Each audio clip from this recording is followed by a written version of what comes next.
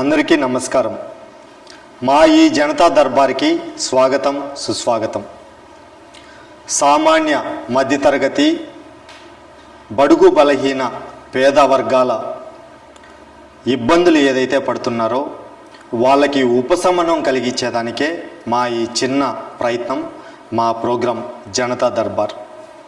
మీ ఆవేదనని సమాజానికి చూపిస్తూ ఆ అధికారికి ఫోన్ చేసి ఇన్ని నెలల నుంచి, ఇన్ని సంవత్సరాల నుంచి ఒక సామాన్యుడు మీ వెంట తిరుగుతూ ఉన్నా ఎందుకు పని చెయ్యట్లేదు అని మీ తరపున మా జనతా దర్బార్ ప్రశ్నిస్తుంది. ఇది ఒక ఎగ్జాంపుల్ మాత్రమే. ఇలా ఒకటి కాదు, గవర్నమెంట్ వ్యవస్థల్లో జరుగుతున్న ఏదైనా ఎంప్లాయ్మెంట్ కావచ్చు, గవర్నమెంట్ స్కూల్స్ కావచ్చు, పని పథకం కావచ్చు, మధ్యాహ్నం భోజనం కావచ్చు, లేదంటే ఏ సమస్య అయినా గవర్నమెంట్కి సంబంధించింది ఏ సమస్య అయినా సరే అధికారి సామాన్యుడికి పలకపోతే మా దగ్గరికి రండి.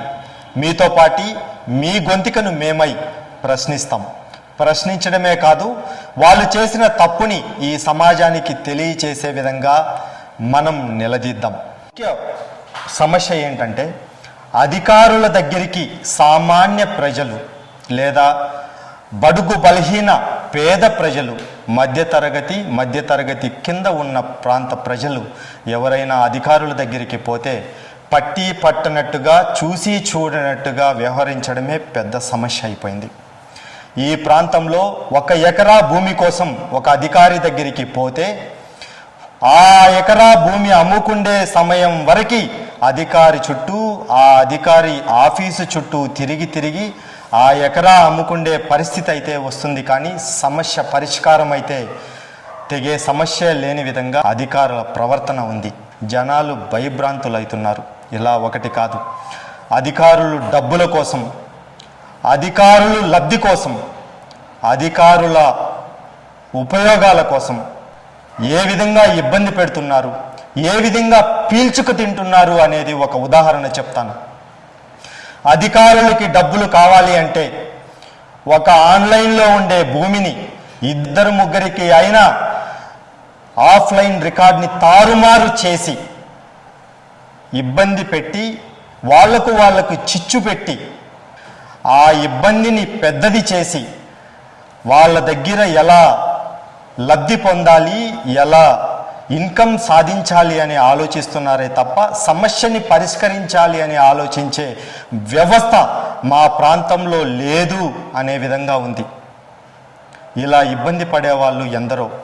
దానికోసమే ఒక రెవెన్యూ సమస్య కాదు, పోలీస్ డిపార్ట్మెంట్ కావచ్చు, ఆర్టీఐ సంబంధించింది కావచ్చు, ఆర్టీఓ సంబంధించింది కావచ్చు, సెంట్రల్ గవర్నమెంట్, స్టేట్ గవర్నమెంట్ ఇచ్చే స్కీములు సంబంధించిన వ్యవస్థలో కావచ్చు, ఎన్నో సమస్యలు జరుగుతున్నాయి. అందుకే తెలుగు నాట జనం కోసం, తెలుగు నాట ప్రజల కోసం మేము జనతా దర్బార్ అనే కార్యక్రమం మొదలు పెడుతున్నాం.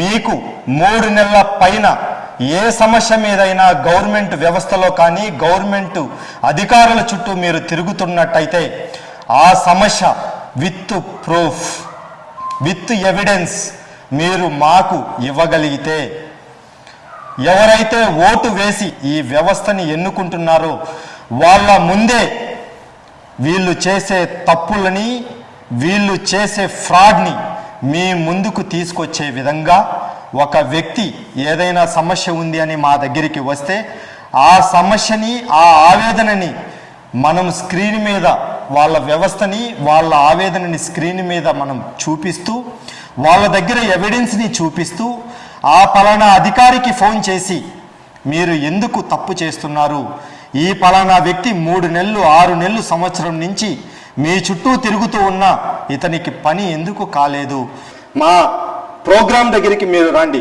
ప్రశ్నిద్దాం. అధికారులను ప్రశ్నించకపోతే మన దేశం బాగుండదు, మన రాష్ట్రం బాగుండదు. మీ దగ్గరున్న ఎవిడెన్స్ను ప్రూవ్ చేస్తూ సమాజానికి, ఆర్డీఓ గారికి, కలెక్టర్ గారికి, ఆ పర్టికులర్ మినిస్టర్ గారికి మనం ఎవిడెన్స్తో సహా పెట్టి మేము ఇలాంటి కార్యక్రమం చేస్తున్నాం, మా ప్రాంతంలోని యువతకి, లేదంటే వ్యవసాయం చేసే అతనికి, లేదంటే గవర్నమెంట్లోని అధికారులు ఇలా తప్పు చేస్తున్నారు, ఒక పేద బడుగు బలహీన వర్గాలు ఇబ్బంది పడుతున్నాయని చెప్పి ఆ మినిస్ట్రీకి కంప్లైంట్ చేసే విధంగా మనం లైవ్లోనే వాట్సాప్ కంప్లైంట్ చేసే విధంగా ఈ ప్రోగ్రాం ఉంటుంది. ప్రతి ఒక్కరం ఈ కార్యక్రమాన్ని ముందుకు తీసుకుపోదామని చెప్పేసి మా ఆలోచన. ఈ జనతా దర్బార్కి మీరందరూ ఆహ్వానితులే. తప్పకుండా మీరందరూ భావితరాల భవిష్యత్తు నిర్మాణానికి కార్యక్రమానికి మీరందరూ చేదోడు వాదోడుగా వస్తారని చెప్పేసి ఆశిస్తున్నాం. సెలవు.